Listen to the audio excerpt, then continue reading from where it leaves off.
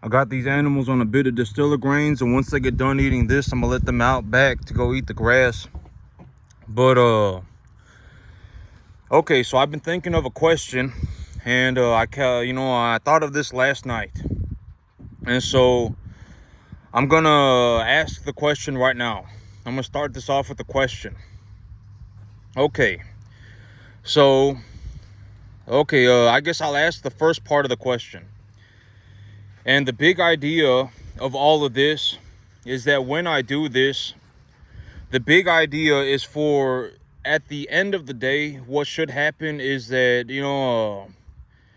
like if you're looking to become, if you're actually learning to, like wanting to learn how to become a farmer, at the end of the day, the big idea is that you should essentially be able to do all of this by yourself in your head all the time. And this is what I call, I've always said that when you become a very, very, very, very high level farmer, you need to be able to farm in real time, right? Like if you got put on a field tomorrow, you have never been on this field, you should be able to walk across the field and figure out exactly what you need to do, right? Within 3 seconds, and it should be like 93% correct. And so I'll start off by asking this question. When I take an animal, okay, so if the feeder cattle market goes sideways at 235, 240, okay, let me frame it as a question. Farmer Howard believes that the feeder cattle market will go sideways from 235 to 240 over the next 9 months. He has his animals on a 65 to 70%. Okay, actually, I want to frame it as a question. I'll simplify the question. If I have an animal at 200 pounds, number 1 to 1.5 type medium large frame, and the feeder cattle market goes sideways, and I have that animal at 750 pounds, what is my net return? About how much money will I make on that animal? How much money will I pay for the animal when they're 200 pounds? And then how much money will I get for them at 750? Rough estimate. And you should be within a 10% margin, right? You should be within a 10% margin. And so the answer is that if I buy an animal at 200 pounds and the feeder cattle market is sitting at 235, 240, and I utilize the formula to purchase an animal, I'll be paying about $700 to $750 for that animal, right? I'll be paying about $750 for that animal. And when I take that animal to 750 pounds, that's essentially a feeder animal. Let's just say 800 pounds. I take them to 800 pounds to make because I say 750 because I sell my heifers a little bit lighter. I sell my heifers at 700 and I sell my steers at 800. And if I take for the example, if I have a 50-50 split, then that's 750. But let's say I have a steer, right? And I take them to 800 pounds. And it's a number 1 to 1.5 type medium large frame animal. Body conditioning score 6. How much do I anticipate that I'm going to make? The feeder cattle number minus 10%, right? I've talked about this. This is, I've talked about this for a long time. It's the same exact answer, right? Why do I take a 10% deduction off the feeder cattle number? That's the next question. Why do I take a 10% deduction off the feeder cattle number? Because in my local area, there are a lot of cattle, but the cattle quality is not as high. And so the average for my cattle is usually a little bit lower than the overall commodity market standards. So there are a lot of cattle in my area, but the cattle quality is not as high. And so that is why I take a 10% deduction off the feeder cattle number. And so so that's how much I anticipate that I'm going to make. And let's say that the feeder cattle number is at 240. So what do I anticipate that I'm going to make? About 220, 225. I multiply that by 800. Right? So I'm sitting on about, I'll make about $1,700, $1,800 on that animal. I bought the animal for $700, $750, and I sold him for about $1,800, about $1,700. And if I want to get him to 1,700, or if I want to get him to 800 pounds, how long is that going to take? Actually, what is the diet that Farmer Howard uses to put weight on his animals? That's the next question. The overall idea, the answer that I provided is the overall idea is that I utilize a 65 to 70% TDN, 12 to 14% protein diet that is 2-to-1 calcium phosphorus ratio. Right? That's and I've already said that I don't the 12 to 14% protein, a 65 70% TDN diet, that's more to just give you an understanding of what the animal needs to be eating. I've already said that I don't sit here and calculate every I don't do that, right?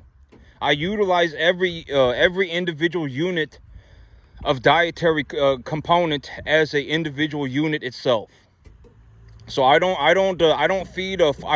sit here and go, oh my God, if I have this big weight bin, and I put 100 pounds of distiller grains in here, and then I put 100 pounds of hay, or then I put 1,000 pounds of hay, and then I grind it all up into eat. I don't do that stuff.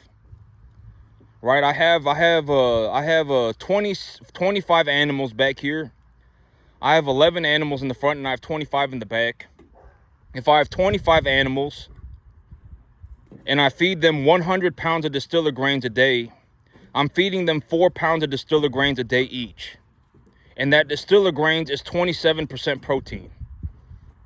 Right? So if I feed 100 pounds of distiller grains, I'm feeding 27 pounds of protein across 26 animals, about 1 pound per animal. Right? And so that's how I do my diet. I don't sit here and make and I don't make a total mixed ration. I don't make a TMR. You can make a TMR if you want, if that's the route you go. I've already talked about a TMR. I've already talked about total mixed rations. I've already also talked about limit feeding. If you want to limit feed your animals, that's also another thing that you can do. I've already given multiple answers, right? There are many ways that you can do the exact same thing. You can utilize each unit of feed as an individual component. You can feed your animals a total mixed ration.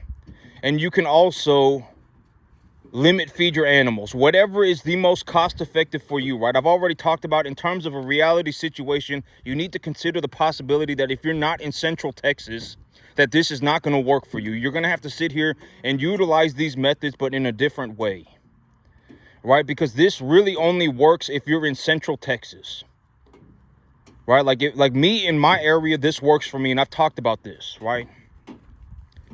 Like if you're in Montana, if you're in wherever, if you're in Nebraska, your cattle market is going to be different. You might be able to rent land for cheaper. You might have more irrigation water. You might be closer to a dairy farm. I don't know. Right? You're going to have to take a look at your local commodity market and figure something out. Right? I've talked about this, there is no such thing as a universally good idea. A good idea for me is going to be different than a good idea for you. It's going to be the good idea for somebody in Montana is going to be different than a good idea for somebody in Nebraska. I had a bunch of coffee this morning. And so a good idea is going to be different. Wherever you are, you're going to have to take a look at your local commodity market. And you're going to have to figure something out. But if you're in Central Texas, you can utilize these numbers. I farm in Central Texas. That's where I farm. We don't have much rental property, but our land is very cheap. We don't have much irrigation water, but our weather is almost perfect 9 months out of the year to just grow grass without any irrigation. Right? It's different for me. If you have a lot of irrigation water, if your rental land is cheap, if you only have one cell barn in a 2.5 hour radius of you, it's going to be different. Right? You might actually want to get into the cow-calf business. Because if you have cheap land and you have irrigation water, you could run one cow-calf pair per acre, right? And if you can rent a 1,000 acre field for like $15,000 a year, I mean, you could put like 500 mama cow-calf pairs on that field easy, and it wouldn't, and you could just put irrigation on water, and you can make yourself a boatload of money, right? I mean, depending on where you are, a good idea is going to be different. And you need to sit there, and I've talked about this, but you need to sit there and really take a look at it and make sure that it's actually a good idea and you're not just going on a la-la land adventure. Because if it turns out that you're going on a mystical, magical adventure, it's not going to work. You're going to lose all your money. And so, oh yeah, I was going to ask these questions. So I'm going to get back to the questions. So the question is... Okay, so the first question was, if I take an animal from 200 pounds to 800 pounds, what is my average return, right? It's about, I just about double my money. Okay, so if I pay about $7.50 for an animal, I put them on a 65-70% TDN diet, 12 to 14% protein, 2-to-1 calcium phosphorus ratio, etc., etc. Make sure that I feed them about 3.25% of their body weight a day in dry matter. I check their manure on a daily basis to make sure they're not clumping up or just unloading a massive amount of gassy diarrhea. I check their manure every day, etc., etc. I put on about 75 pounds a month per animal. And so it takes me about, and if weather conditions are decent, if it's 75 to 85 degrees in the afternoon, and I get about 3 or 4 inches of rain a month, then I can put on about 75 pounds per animal a month. And it costs me about $15 a month to do so per animal. And if I think about that, $15 a month times 9 months, that's like $150. So I buy the animal for $750, put about $150 into the animal, and let's just say another $150 to just for other expenses like preconditioning, veterinarian, and then let's say I put on another $200 because of whatever else, right? I mean, let's just I always say lowball yourself, just add money on there to just see what's going on, and then so on an average return, I make about $600 per animal, right? I've talked about this in the past. I make about a $600 return on my animal. I make about a 70% return on my animal, and it takes about 9 months. So about every 9 months, I'm making a 70% return on my money. And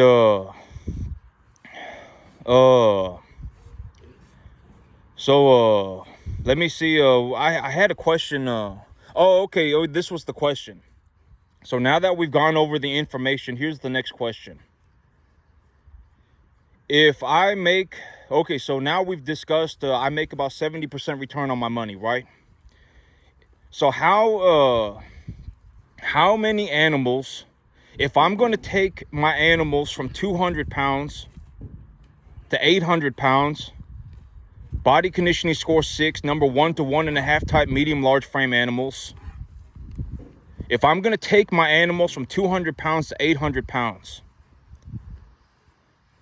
but something horrible happens and I've lost a large percentage of my animals, how many, if I start off with 100 animals, how many animals would I have to lose to start losing money? That's the next question. So I make about a 70% return on my money. I start off with 100 animals. Something horrible happens and I've lost a large percentage of animals. At what point would I start losing money? It would be about 40 animals. I would have to lose about 40 of my animals. Because here's the thing. It's like, and here's another way to think about it.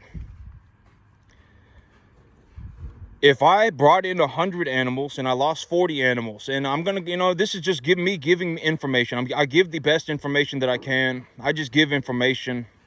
Information is just information. And so if I if I brought in 100 animals and I lost 40 animals, I would still have 60 animals. And if I make a 70% return on those 60 animals, by the time the animals go from 200 pounds up to 800 pounds, I make all my money back. And so that's the answer. And in terms of a big picture, right? What am I talking about? The big picture. I'm in the high, what we call the people call this the high risk stalker calves, right? High risk stalker calves. How many animals would I anticipate to lose? Like, let's say I'm gonna go home. I'm gonna go to the sale barn right now and buy 10 calves. How many animals could I anticipate that I lose? About 2. Like, if you're gonna sit there and you're actually gonna make a realistic business plan, you're gonna actually sit there and think about it for what it is, right? I've always said the world is not Disneyland. If your plan is to go on a mystical, magical adventure, it's not gonna work. You have to learn how to do things in terms of a realistic sense. You have to look at things objectively correct, right? And I give you my numbers so that you have a realistic way to gauge what is going to happen, right? I give you my numbers. I've already told you, I've already told everybody that, I do this 7 days a week. I'm a cattleman. Even I sleep where I work. I do this 7 days a week. And in terms of skill level, I may be one of the best cattlemen on the entire planet. I don't know anybody that's even doing 10%. Right? I make close to about $150,000 a year on a 10.5 acre field. I don't know anybody even making $15,000. And I'm giving you my numbers for free. Right? I've already said I'm just giving the information away for free. Right? I've already said that once the animals get to about this size, once they're about 500 plus pounds, been preconditioned properly, etc., I'll still lose about 5 to 7% of them. I'll still lose about 5 to 7%. That's how the numbers work out. Over the long average, that's just how it works out. And when I bring in small calves from the sale barn, you have to understand that the world is not Disneyland. Like, if you go to the sale barn and you buy calves, somebody might be selling their calf because the calf was not doing well. Right? Somebody might be selling the calf because they were having problems with that calf. Right? I mean, we're just going to have to understand that this is the situation that you're going to be going into. You're not going to walk into a sale barn and then go on a mystical, magical adventure. A lot of people, there are people who will sell calves because the calves have a lot of problems. This calf is not good, so I'm going to go ahead and just sell him early. Right? I mean, it happens. Maybe about 1 out of 10 calves actually end up at the sale barn because of that reason. And if you buy somebody's problem, now it becomes your problem. Right? And I'm telling you, you're going to lose about 15% of your calves. It does not matter what you think. It does not matter. It does not matter. If you go and you bring home 10 calves, you're going to lose about 2 of them. That's how the numbers work out. The world is not Disneyland. I don't know what to tell you. Okay, and so if you're going to make a business plan, you need to think about it this way. You're going to lose about 2 of them. By the time you're done, by the time you've taken them from 200 pounds up to 800 pounds, you'll still lose 2 of them. But if you bring home 10 calves and you lose 2 and you have 8, and you make a 70% return on those 8 calves, you still have enough money to buy like 12 or 13 calves. You've still made like about 13 calves, right?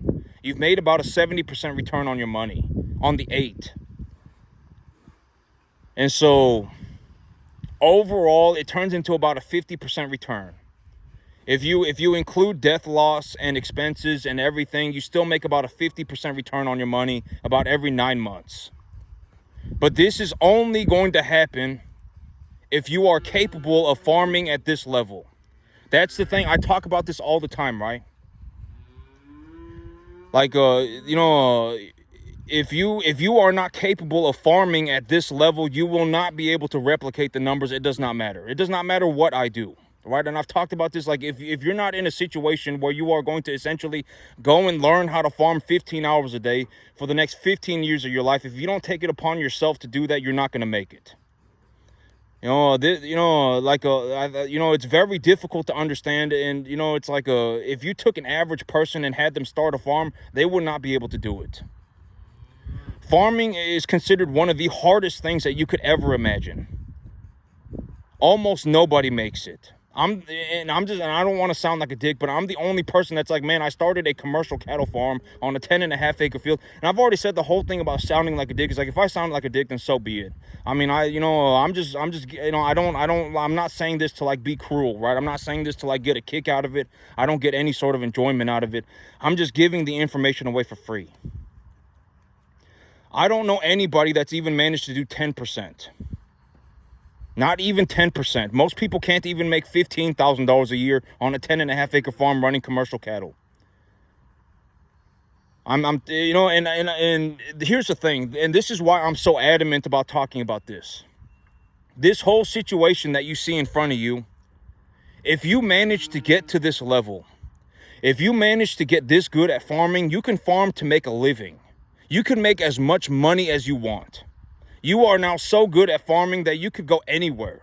If you want to go start a farm in Arkansas, go and start a farm in Arkansas. If you want to go start a farm in Georgia, go and start a farm in Georgia. You want to go and buy a farm today and you just want to go and be a farmer, you can do it. Congratulations, now you make a boatload of money. All right, and I'm the only person that I know that has, that actually it's like this is my reality. Oh, and I'm telling you, this is how I did it, right? I mean, I've always said I'm gonna open up the gate for these animals real fast, and but if you manage to do this, anybody, it doesn't matter. I mean, you could be missing a leg. I mean, you could be it doesn't matter, right? I mean, you could be whatever. I mean, it doesn't matter who you are. If you manage to do this, you can essentially now you're so good at it that you can just make a living. I mean, you don't have to worry about no job, no nothing. So I'm gonna open this up, and that's my situation. I managed to get to this point, and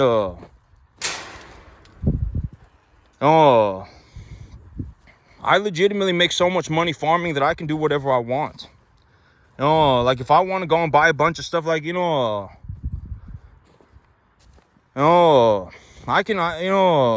being completely serious. Right hand to God, right? I mean, I probably purchased like $1 million worth of things. I probably purchased maybe about $1.25 million worth of things. $1 million worth of things. Over like the last 2 years. And I still have like almost $100,000 a year left over, just cash. But I'm being serious. I mean, after a certain point, you can just essentially just buy whatever you want. And this is what I'm talking about when I say, why is it so important to raise your income and to invest your money and to learn to not be an idiot? Because after a certain point, once you've managed to do it, you can essentially buy anything that you want.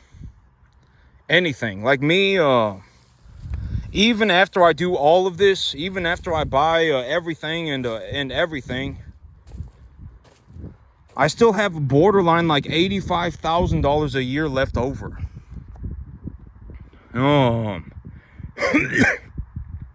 have almost $8,000 a month left over. After I paid for everything, done everything that I could possibly want. I did everything that I wanted, and I still have like $100,000 a year left over. And I'm the only person that I know who made it like this farming. I don't know anybody that's even made it to the 10% mark. I'm being completely serious. I've already said this is exactly how I make my money, right? I mean, I've talked about how I make my money. I don't go on any mystical, magical adventures. I don't have any. I don't come up with any worthless scheme. Right? It's not like I'm not lazy and ambitious. I'm not. I fell out of heaven at 7. Nothing. I mean, this is exactly how I make money. Right? I mean, it's not a very, I guess, a pretty situation. It's not a very good. I'm not gonna say it's not very good. I mean, because I've thought about what I'm doing and I'm okay with it. Right? I mean, at the end of the day, if we don't run cattle, I mean, people are gonna starve. I mean, I've already talked about the big idea of the food supply and why we need to run animals and why we need to eat beef. And that's the thing. It's like the big reason why I'm so adamant about all of this is because if anybody, it doesn't matter. I mean, you could be missing a leg, you could be missing an arm, you could be a 100 IQ, you could be anything. But if you manage to learn how to farm like this, you can do whatever you want. You don't even need to go to school anymore, because you will make so much money that you can do whatever you want. But the only way to get to this level is to get very, very, very, very, very good at the farming itself. You have to become a world-class farmer. And if you manage to get to this level, you might be one of the best on the entire planet. If you manage to do better than me, you might actually be one of the best on the entire planet. Like, in terms of actually understanding how to farm and be a farmer. You're going to have to run a business. You're going to have to grow grass. You're going to have to run cattle. Right? You're going to have to do everything.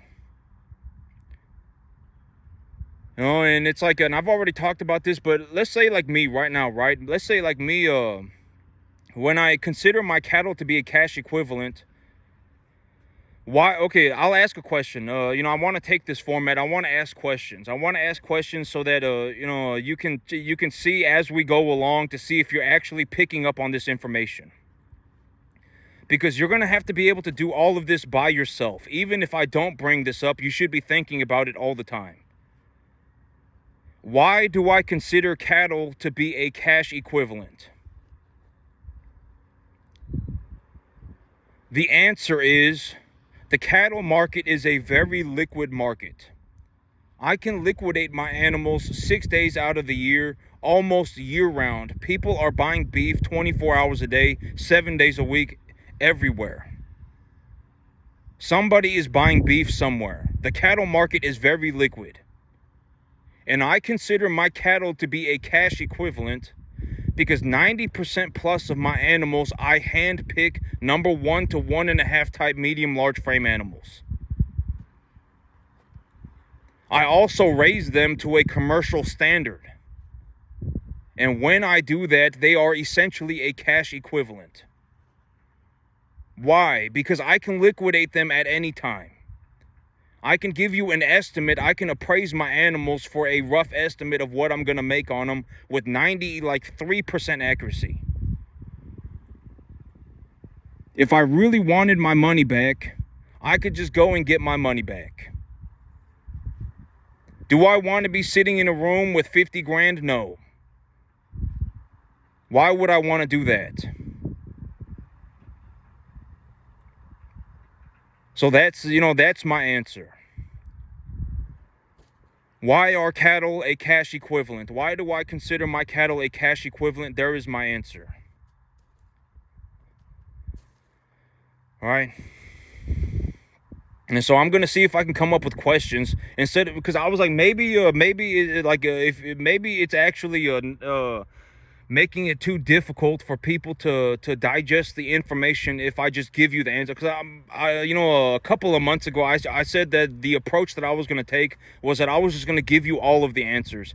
And if I gave you all of the answers, maybe it would just push you forward real fast. But I don't think that that's going to work. I'm going to ask a question and then I'm going to answer the question. That's how I'm going to take the format from now on. I'm going to ask a question and then give an opportunity for a response, and then I'm going to give you my answer. And let me see if I can come up. I'm pretty sure I had another question that I wanted to ask. What was I was going to ask the the 200 to 750 pounds net return. Oh yeah. And I want to talk about this because within 2 weeks I'll be planting grass. And in 2 weeks I'll be planting grass. And just because we haven't talked about this in 3 or 4 months does not mean that it should just completely, it's just like, okay, if this information should not just completely just evacuate your mind because we have not talked about this in 3 or 4 months. But here in about 2 weeks I'll be planting grass, and so now is a good time to talk about this.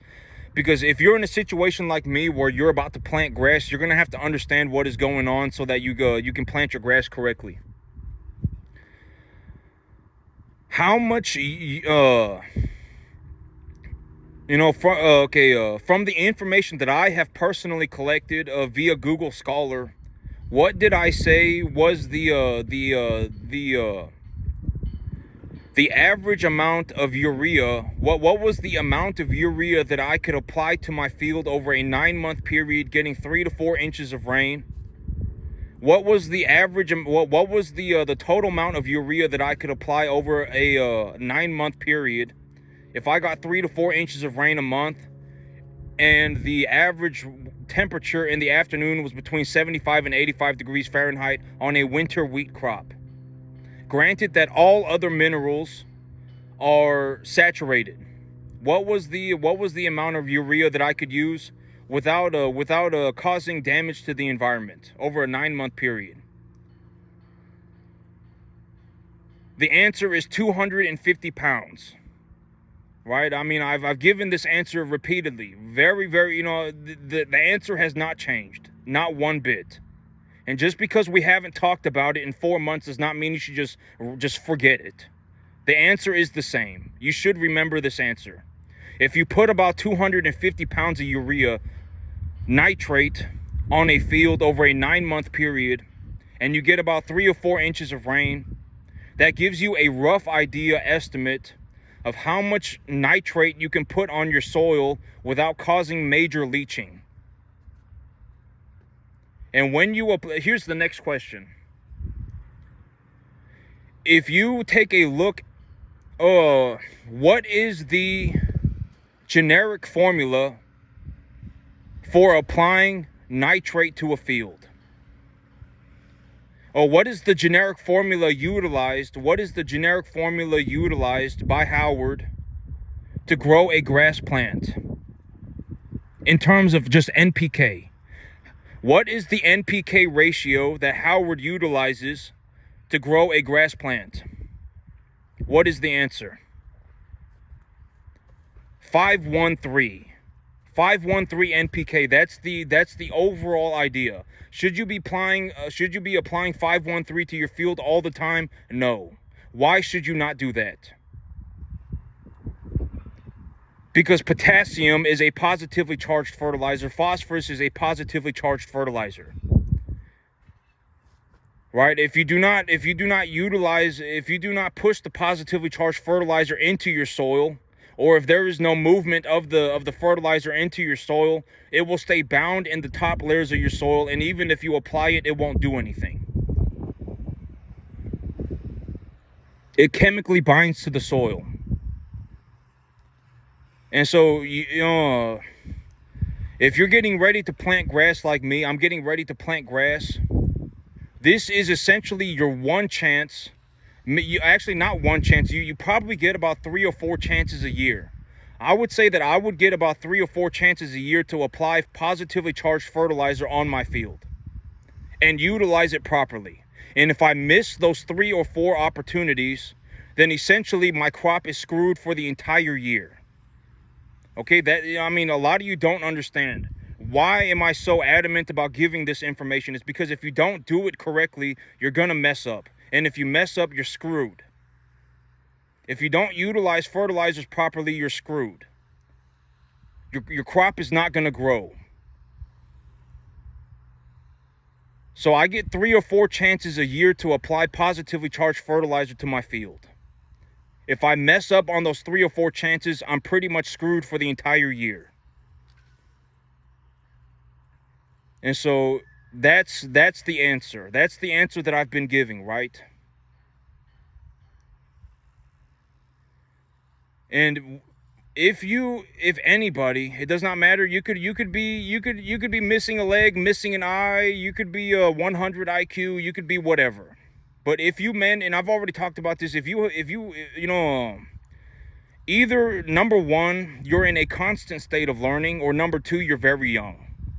If you're in one of those two categories, you can actually but even then, if you're past about 25, it's probably too late. Even if you want to learn and you're actually interested in learning, you're not sitting there, having a life and death battle over everything. I've already said that, if you have convinced yourself that 1 + 1 is 3 and it's wrong, and you try and relearn that, it's going to be a life and death battle, right? If you're having a life and death battle with all of this information, with every single piece of information, you're probably not going to make it. You won't make it to this level. And if you don't make it to this level, if you don't make it to even the 10% mark, it's just going to be so hard that, you might as well just have gone and done something else. Because you're not going to make any money. And if you don't make any money and you go through all of this hardship, it's just not going to be worth the time and the effort. I can almost guarantee it. There are many other ways to make money, and they're not going to require that you be 100% skilled. Like, they're not going to retire. They're not going to there are things that you can do that's not going to be 100% skill dependent. And farming is 100% skill dependent. If you put me on a field with almost anybody else on the entire planet and said you have to run a cattle business starting today, I would almost wipe everybody off the face of the earth. I would essentially just wreck everybody. It wouldn't even be close. I may honestly make more money than the next 1,000 people put together. And so, and if you don't get to this point, you're not going to make it. And if you can't even if you do somehow manage to get to the 10% mark, even if you do somehow manage to get to the 10% mark, it will still be so hard for you that it would not have been worth the time and the effort. You might as well just have gone and done something else. Because you would have made more money and you wouldn't have to have spent the last 15 years of your life getting to the 10% mark. But I'm telling you, and that's a very realistic way to look at skill. If I was put on a field with 999 other people, and all of us were told we have to start a cattle farm tomorrow. You have to start a cattle farm today. And whoever makes the most money wins. I may make more money than all 999 people combined. That's a very realistic possibility. And if you cannot get this good at it, you're not going to be able to make money. You won't. You might as well just have gone and done something else. I can almost guarantee it. You would have been happier if you just made more money somewhere else. And getting to this level of farming, it's almost impossible. I can almost guarantee it. Almost nobody's gonna make it. I would be willing to bet money. And I've always said that, like, if you're watching my video and you're just upset, right? Oh my God, I can't believe he's telling me I'm not gonna make it. Well, then prove me wrong. Right? Let's say there's 500 of you watching right now and 100 of you say that you want to become a cattleman, and I've told you can't make it. You're 23, you have no idea what's going on, and everything that you know is practically wrong. You're having a life and death battle with every single piece of information. You can't remember simple things. Then prove me wrong. Let's see you make it. Right? You're not even going to get to the 10% mark if you live to be 5,000. I guarantee it. I would bet money. So that's it for me today, YouTube. Y'all have a good one.